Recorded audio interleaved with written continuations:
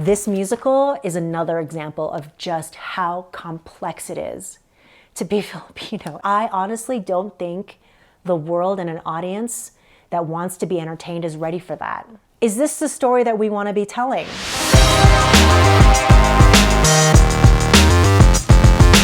I accidentally ended up in New York City because of several things that were happening there in regards to my channel, and it just so happened to be the opening weekend of the Broadway musical Here Lies Love. Mabuhay and welcome back to the channel. My name is Tess Milan. I am a Filipina American Creative in New York City. It just opened on Thursday. It's opening weekend. Let's go check this musical out and see what it's all about. Oh, there it is. There it is. Okay, let's not get run over. Now, it's really important to understand why this musical is so important to the Filipino community. Mainly because it's about Imelda Marcos, who is like one of the most controversial figures in Philippine history, in recent Philippine history, I should say. There are people on one side that absolutely love this woman. There are other people on the other side who absolutely despise this woman. And then there's everything in between. Let me look at my notes because I have notes. This musical has been over a decade in the making. I remember the first time that I heard about it was from my sister, and she was like, they've created this musical about Imelda Marcos. So I got it and I listened to it and I was like, didn't really think much about the music at that time. It was this beautiful booklet, had her picture of her. It was CDs, because back then we all got CDs. I was like, okay, this is great, whatever. So I think I had a copy of it and then I eventually sold it or got rid of it or whatever. There was 2 different productions that happened off Broadway. And then finally, in 2023, I see this post go on social media where it's like, Here Lies Love, the musical about Imelda Marcos, is now going to be produced and put on Broadway. It's really exciting because Lea Salonga should be here, the original cast should be here, and maybe I'll see some celebrities or maybe not. Not only is this musical important because of Imelda and its portrayal of Philippine history, it's also really important because it is the first all-Filipino cast that is on Broadway, finally telling a Filipino story. Filipinos are everywhere, especially when it comes to the performing arts. We have other characters in musicals on Broadway, but they were never Filipino stories. It was Miss Saigon, it was Flower Drum Song. This is the first time that as a community, as a people, we have been able to finally, on Broadway, tell our stories. And there's a lot of controversy around that. There's so much controversy surrounding the mounting of this particular production because it focuses on a woman who is known to have caused so much turmoil, pain, death, just pure chaos among the Filipino people. She's known for throwing money at the poor and helping them, but then she's also known for manipulating political forces and political outcomes in order to line her pockets and in order for her to be able to just continue the lavish lifestyle that she is also known for. And here's the crazy part about it is that no one will ever really know the inner workings of Imelda Marcos unless you're her. I mean, even her people that surround her only know one aspect and one facet of this amazing woman. Like, she's really an amazing woman. So, having said all of that, there's a lot of opinions surrounding this musical. The thing that I want to share with you in this video is just my take on experiencing this musical, combined with all of the things that I've been hearing about it and the opinions and things that have been kind of moving me on the inside regarding this musical, because I feel like it's really important, especially since I'm on this journey to rediscover my Philippine heritage. This is a major part of what's happening in modern day Philippine history, the mounting of this musical, this production. And so I want to share that with you. The biggest thing that I can say, first and foremost, you got to know what you're getting yourself into. When you decide to go see this musical, whether you're Filipino or not Filipino, but especially if you're Filipino, is you got to know that you're going into a Broadway production. You're not going to get an in-depth history of all of the multiple sides of the story. You're going to get one particular portrayal of a huge moment in Philippine history, and it's going to be glossy. It's going to be entertaining. It's going to be beautiful, because nobody goes to Broadway to go see a show and sit there and go, wow, I am super depressed right now. That was so like real and hard and ugly, and you just got to know that you're going to go see a Broadway show. Having said all of that, the production itself is amazing. I mean, they really, they lean themselves into this whole like immersive thing that's become like super trendy. You know, it really is immersive. I mean, they gutted out the Broadway theater. The first like, I don't know, however many rows, you know, all the way leading up to the main stage has been like completely removed. Now it's a dance floor, very similar to Studio 54. Disco ball, humongous disco ball in the very center. Pinks and purples and flashing lights and all of the good stuff. Costumes are on point. You know, faces are on point. It's just everything. I mean, there's a DJ, and you really do feel surrounded and embraced by the telling of the story. That in and of itself is super exciting, and it's super thrilling to witness that and to be a part of it, to feel like you're a part of it. I would have been on the dance floor to really experience it all, because I heard that that's like a really amazing experience, but I'm 5'2", so like anybody who's like my size or high, like most people are taller than I am, so if I'm on the dance floor, I'm just like, there's somebody else's back and there's somebody's shoulder and somebody back of somebody's head. So I wanted to be above the dance floor so I could actually see the show. And it was so immersive that not only were there dancers like right below me dancing on this small platform, even Lea Salonga like walked past me underneath me. I looked over and they left, for whatever reason, the top part that would cover the backstage area. I could look down during the show and actually see Arielle, who plays Imelda Marcos, getting her shoes on and like spraying her throat, because, you know, she's like singing all of this like really hard stuff.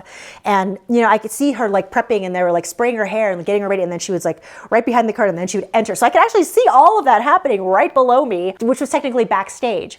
And the other cool thing too about the immersive part, it's like wild. You're like having going all over this theater. Like, look at that. It's like, what, why? So much. To enter where I was sitting, in order to enter that part of the theater, they actually have you walk through as if you're a VIP of Studio 54. You walk out into the dance floor, and then you're asked to go see the person in pink. They're these like ushers who are dressed in pink, who are kind of like dancing along with everybody else. And they're like, oh yeah, here, walk through this curtain. And you actually go behind the stage. And there are people, of course, guiding you so that you're just wandering around. But you can actually see like costumes laid out, and then you like walk up these stairs, and then you're still kind of like behind the stage. And I even asked the guy, I was like, is this like on purpose that I feel like I'm behind the scenes? Every step, every experience, as soon as you show your ticket, you feel like you're already part of like this really hip club scene. Performance was just like freaking on par, like just blow my mind. Like the talent of the cast was, there was this one girl who plays the inner voice of Imelda Marcos, and she was just like wailing. I mean, she was just like, I mean, it was like everything that you expect and imagine and hope that Filipino artists are.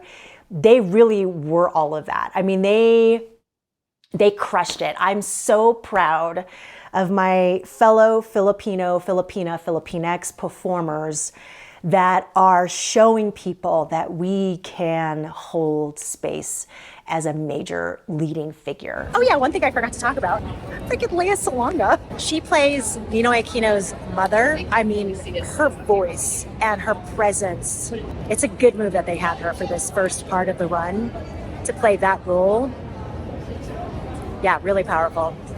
Very powerful choice. That's what's exciting about what's happening right now, is that we are showing the world that we can tell these stories, that we're not just, you know, background, we're not just these small key players. The person that they chose to play Imelda, Arielle Jacobs is her name. You know, it was opening weekend, so like everybody's fresh, everybody's super excited. So, you know, you expect it to be on par, and it was on par. But like, it is a lot to carry a show, and it is a lot to carry a show consistently over time.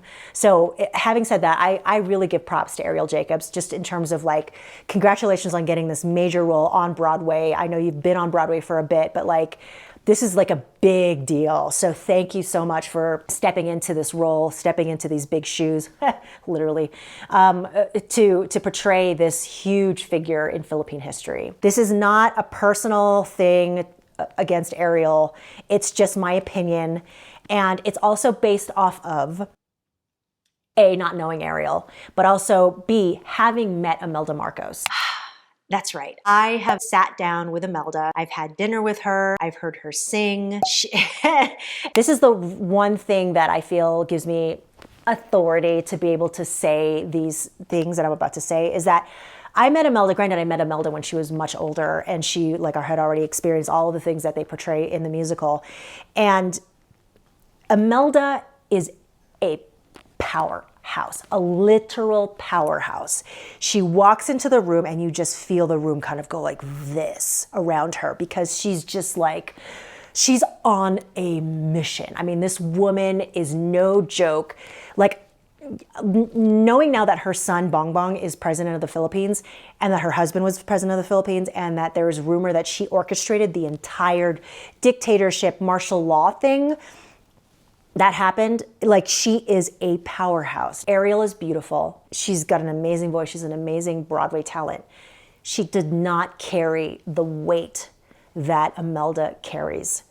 And in that respect, her performance of Imelda kind of fell flat for me. Yeah, it's hard for me to say that, because again, I don't want to be like, Arielle sucks. It's not that at all. It's just her performance was flowery. It was beautiful. It was soft and demure and all of these things that represent what it means to be a Filipina. But what was missing for me was I wanted to say the demonic vibe, but it's hard to say that, because I don't want to associate Imelda Marcos with being a demon, because I don't really think that about her. I think she's got a lot of facets to her that make her kind of controversial. And that's a part of what's, I think, upsetting a lot of Filipinos too, is that there was a lot of darkness surrounding Imelda, in particular to this time in Philippine history. Again, we'll never know if she really masterminded all or any of this, but the way that they chose to portray her in the musical is, I'm a victim of my circumstance. That's the feeling that I got watching this musical, is that Imelda was a victim of her circumstance, not necessarily the orchestrator of everything that happened around her. She was at some point when she got seduced by power, but they show her, they show the trajectory of her character as, I'm this demure Rose of Tacloban. I'm so pretty. Everything is so cute. And then suddenly I get sucked into falling in love with this guy. I met Ninoy Aquino and we were in love. And then suddenly he broke up with me because he said I was too tall. They said that twice in the show. I decided, because somebody suggested I move to Manila. Oh, I'll go to Manila. Okay. And then, oh my gosh, I just met Ferdinand Marcos and I'm in love now. After 11 days, we're going to get married. And now we're in Hawaii and everything's great. And then suddenly he's sick. And then now I have to step in to become this political powerhouse. And then, oh, now Ninoy is so angry and he's pointing fingers at us. So now I gotta do all these things to make sure that he shuts up. And then, oh, he is assassinated. Even to the very end, the very last song that she sings, Why Don't You Love Me? That's the last major song that she sings in the show. And I guess, I actually have to look this up, but I guess she did a speech from Malacanang Palace where she's talking to the people because they're all angry and accusing her of all of these things. And she's like, why don't you love me? And it's again, playing up to the idea that she's a victim of all of these things that happened to her, as opposed to her being the figure that pushed these things along. That's the controversy. That's the thing that makes this musical so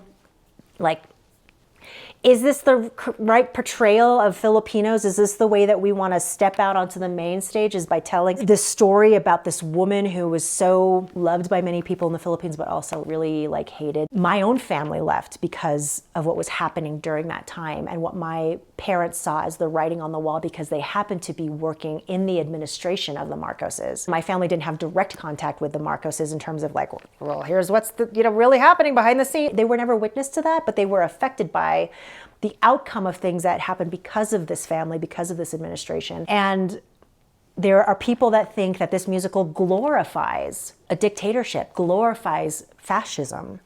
And there's question of that. Ninoy Aquino is standing at the balcony side looking at Imelda, not moving, totally upset at what's happening. They showed how much it cost to build the cultural center. It showed how many people had died in the foundations of the cultural center. It showed how much Imelda Marcos's earrings were, how much he was spending. And the DJ, along with Imelda, is dancing and everything is great. And then he encourages the entire audience to get up and dance. And I'm sitting there, chills, I feel like I'm about to throw up, and I'm watching all of these people get up and dance. And this figure is talking about how she's going to help the people, but then you see on the screen how much she's spending. Where is this money coming from is the big question. Nino Aquino's over there looking at her, not dancing, and I'm just sitting there going, I can't believe there's a part of me that wants to get up and dance with everybody, and why is everybody dancing and celebrating this woman right now? What is happening? So there's that. Like, it actually demonstrates, if you really take a moment to sit and think, why am I standing up? Why am I clapping? That's something that my friend said. He's like, when you start to clap and dance and stand up, you need to ask yourself why you're doing that. Because there were times when I clapped, there were times when I danced, there were times when I got up and like participated, but I was always very aware and conscious of what part of the story are they telling, and why am I standing up and clapping? Why am I participating in this? And the glorification of this person is definitely there. We also, as Filipinos, know multiple sides of this story, right? It's almost the curse of knowing too much. It's like we know the sides of the heartache and pain that was caused by this family, but we also know the things that they've done to help uplift the Philippines. I came into my seat and there was a woman there. She used to live in New York City. She's not Filipina. We sit and she told me that she was told to see this, that it was supposed to be the most amazing thing, that had opened on Broadway. And at the end of the show, we both looked at each other and we were like, that was amazing. She walked away totally happy, like, oh my gosh, and it's like, this is the way that we're portraying ourselves to people that don't know our story. And a lot of Filipinos are questioning if it is the story we should be telling and the manner in which we are telling it. So I'll say that overall, the musical picks out. It's like cherry picking, right? Because you have to be discerning when you invested, I think I heard it was $22 million to put up this show. It was like mind blowing how much they've invested in the show so far. When you've invested that much money and you need to recoup your money, you have to be very discerning about what it is that you portray, because you want to make sure that you recoup your money. So is the intention to tell an accurate, true portrayal of what happened with its many different facets and many messy sides? Or do you put on a Broadway production that leaves people feeling satisfied enough with what they know about history and know about that person that they just watched on stage in order to make sure that people keep coming back? I don't think that this is necessarily a question of whether Filipinos should be telling the story. I think it's bigger than that. I think that this question should be, how are we telling our stories in general? Like, what aspects of history are we willing to look at and face and question? And how do we take that information moving forward, and how do we use that to make decisions about those leaders who are in place right now? Despite everything that happened, despite everything that everybody knows in the Philippines, Bongbong Marcos, the son of Imelda and Ferdinand, is the current president of the Philippines. And there are a lot of people that are like, yes. And there are a lot of people that are like, why? And it's so messy. Would I recommend to go see this? Absolutely. Go see it. Go see it and judge for yourself. If you had a good time, if you feel like you know more about Imelda, if you feel like you got a complete portrayal of Philippine history, like, does it make you want to learn more and dig deeper? Then in a way it did its job. But if you want to go in there and you want to see the realness and the rawness of what happened surrounding Imelda Marcos, you're not going to get it. You'll get something that makes you feel good at the end of the show. And maybe it'll inspire you to dig deeper, but at the end of the day, that's not its job. That's not its purpose as a production. Does that help or hinder Filipinos?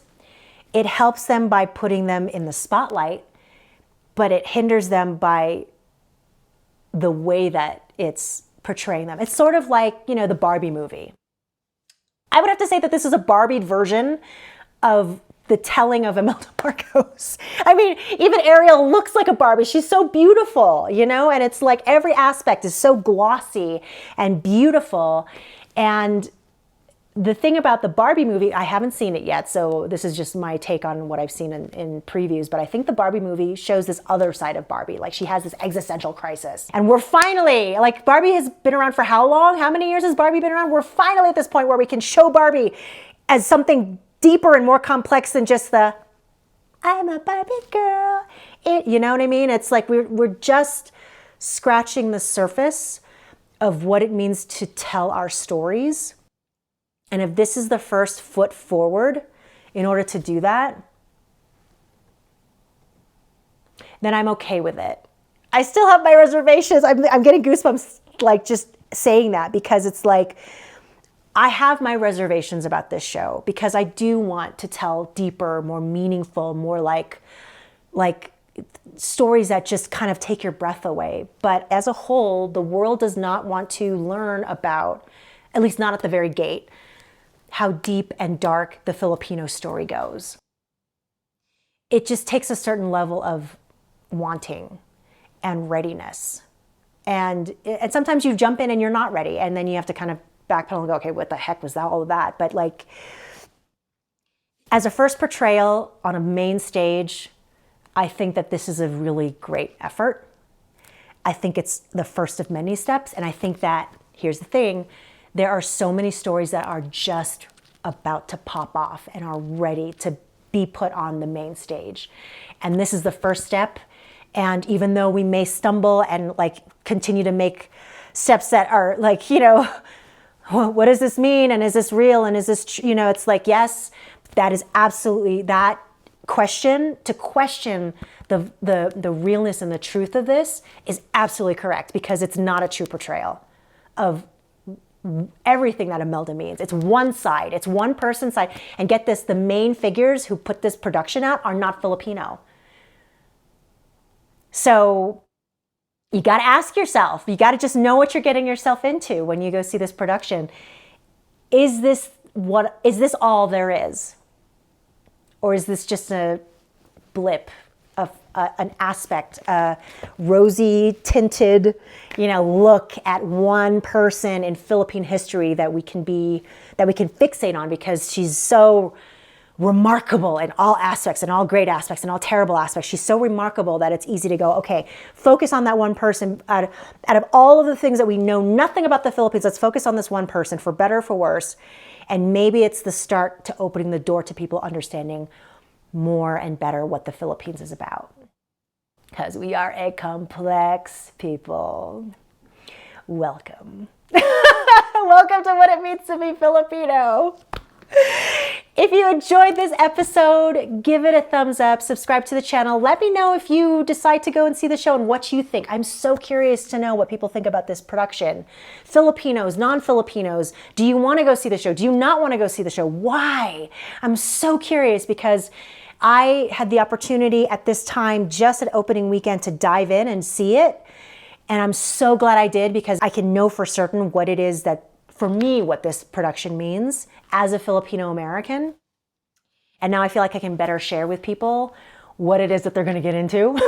Yeah, Here Lies Love on Broadway. Hopefully it's there for a bit so that we can continue to show people that we are here and that we have a story to tell, for better or for worse. Thanks so much for watching. I appreciate you being there. Paalam. Goodbye. Here lies love.